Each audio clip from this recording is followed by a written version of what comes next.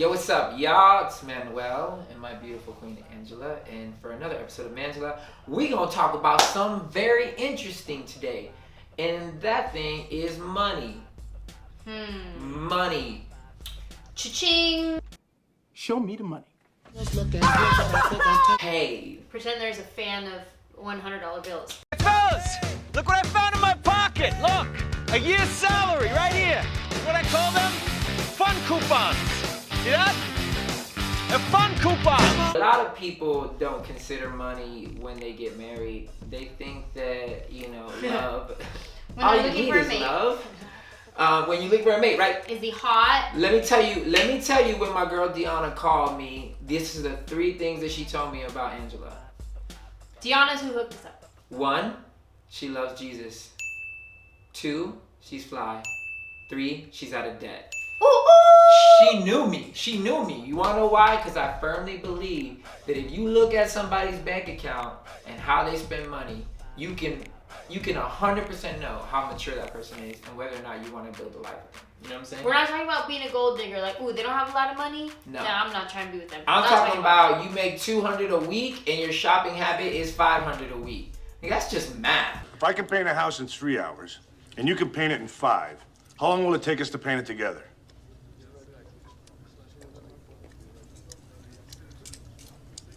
They say that finances and sex are the 2 main reasons why people get divorced. I've seen it in my own family. It's not like an amazing thing. But when we first got married, or before we got married, our first massive argument was about money. Yep. She came to me and she was like, I want to spend this on a wedding. I was like, I got offended because I was like, I didn't make that all last year. And you want to spend it on a day?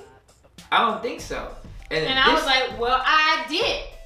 And I was like, I'm a man who discovered the wheel and built the Eiffel Tower out of metal. You're just a woman with a small brain. No, I didn't do that. I've seen friends and I've seen family who join together not talking about finances and realizing after they're married, holy crap, this dude has 60 grand worth of debt. Or holy crap, this girl has 50 grand worth of debt, and now it is my debt. And now not only do we have to worry about houses and cars and this and that. There's kids, if you want kids. There's a lingering $60,000 just floating over you. We wanted to give you guys some tools and some ideas of how to get past that, get through it. Also, even for my singles out there, if you're not married, you're not in a relationship. Know how I feel. Why would you say that? Thinking about it for yourself. Being out of debt for yourself so you could be boss lady, so you could be boss man, and do you live your life. Go travel with your friends. Here's a rule that I have. I tell all my homies, this is the rule that I live by. Number 1, don't buy anything that you don't have double in the bank. What? And what that means is, ladies, if you go out and you want to get them Jimmy Choos and they cost about $1,200, you better have $2,400 in the back that's disposable.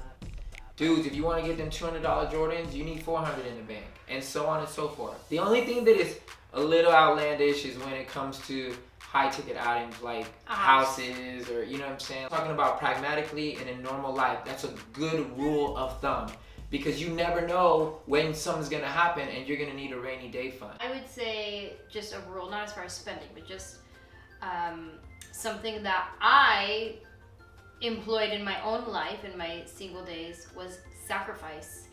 You don't always get to buy what you want, go out to dinner every time all your friends are going out to dinner, but it's you pick and choose and you sacrifice for the sake of future. Like, sure, you can afford it right now, but will you be able to pay your phone bill as well? Just know that it's a season, and then once you save up money, you afford yourself some cushion so that you can go and do all the things. When I was in college, I never ate out.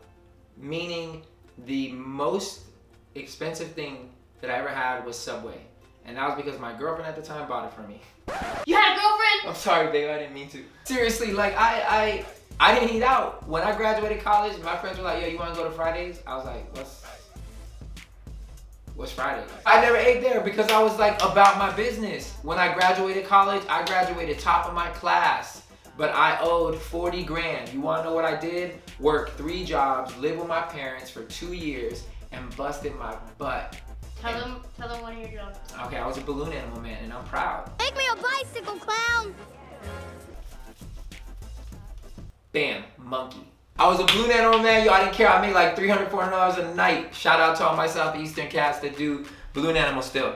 And I got myself out of debt. When we got married, we were both out of debt. How did we hit the ground, babe? Out of debt? I was running. You know what I I'm didn't saying? know where you're going. I was trying to follow. So once we got married, then we knew that the key thing for us to do is to have like viable investments. Things that we're gonna have to, in the future, you know, that's gonna be able to pay dividends so that we don't have to work. I love my parents, but that's something that I never got taught. And I don't know if a lot of our generation got taught financial literacy. My parents had one conversation with me and they just said, save more than you spend. And I was like, all right. But there was no teaching. Everything that I learned, I had to learn on my own. I was taught how to balance a checkbook, and I used to pride myself on I would have my checkbook balanced to the cent. I knew exactly how much money was in the bank. I think what in my family, we didn't know how to make more money. Like my mom raised 4 kids as a single mom on a hairstylist budget, which was not the same every week. And so she was in that machine just trying to get to the next paycheck, trying to get, you know, money for food, money for my kids want to do cheerleading and soccer, and I need to sign them up for things. So she was just working. So we were never taught, because my mom didn't know how. Like, how do you get out of that cycle and make more money? And here's the thing, guys. I know that there's people probably watching this that feel like they're like up to here, right, with debt and what they owe. There's a lie that we've all believed at one point in our life, and maybe you're still there. The lie of needing. John Mayer has this amazing lyric. How come all the things we think we need always come with batteries? And I was like, man, that's so deep. Because what he was trying to say, or at least what it spoke to me, was the necessities literally last as long as these batteries do. So when you're out of batteries, that quote unquote need is done. So how really, like, we need air. We need food. We need these things or else we perish. But all these things, the lights, this camera, when it dies, we go on. So it's nothing that we really need. And we have been sold in this country, you need this. You need to be successful. When you hit this age, you need to be married. Right. You need to have a nice car. You can't work this job and not have a BMW. You gotta have this, because all of these things mean something. You don't have to have nothing. The only things that you need in this life that are a necessity is what I mentioned: food, water, air, family, love, family, relationships. These things are far more valuable. What debt is the new form of slavery. In this documentary I saw, I said there's 2 ways to conquer a nation, and that is through debt or the sword. If someone can get you to owe them, then they'll forever be your master. So when I started thinking about it, I was like, wait, how are you gonna have $5,000 worth of Gucci and not own a house yet? That $5,000 should go to a down payment for a house. You know what I'm saying? It's just ways of thinking. It's just changing the way you think. We wanted to encourage y'all, the way we have been investing our money, which you can get with a financial planner. Those are always good. We have a business manager that I talk through everything. But me and Ange got into what our choice was to get into real estate because we were already kind of like stumbled into it. You know, I bought a house before meeting her, and she already had her house. And so we just started adding on little by little, and it just naturally like took shape. It became a big passion of mine. And we started putting money into things that 5-10 years from now are gonna give money back in a bigger way while we're still making money on these things. That happened to be our choice of investment, so that we can, when it comes to our later age, not have to work, not have to see what our parents went through and have to relive what they went through. One of the most amazing things that I told Anjelah, you know what I want to do in my life? Is not have to do anything. And not having to anything, you can literally move and act on whatever it is that you want to do, not what you have to do. I don't ever want somebody telling me, yeah, you have to go work. Why? Because you got that expensive car that you have to pay for and you can't afford it. So you have to keep working. Screw that. You don't have to be a bazillionaire to be wealthy. Your investments yield you $5,000 a month. And you can live underneath $5,000 a month and not have to work. You are wealthy.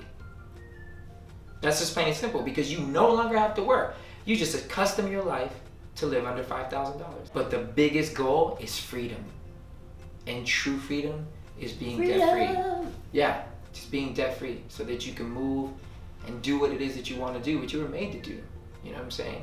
Don't get caught up in the hype. So if you have any questions, finances can be such a heavy topic, and it can be so broad. And I know the circumstances that you may be going through, there's probably a million things that, oh, but what about this? What about this? What about this?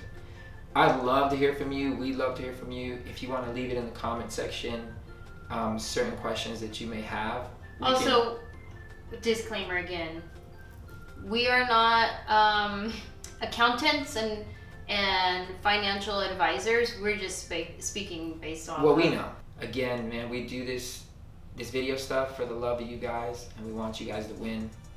Yeah. We want you to win so bad, because we're gonna get an email about somebody saying, I'm debt free, and we're gonna be like, hell yeah. Leave a comment, like the video, subscribe to the channel, and you can see more videos, and let us know what you want to hear us talk about. Ball, ball, ball.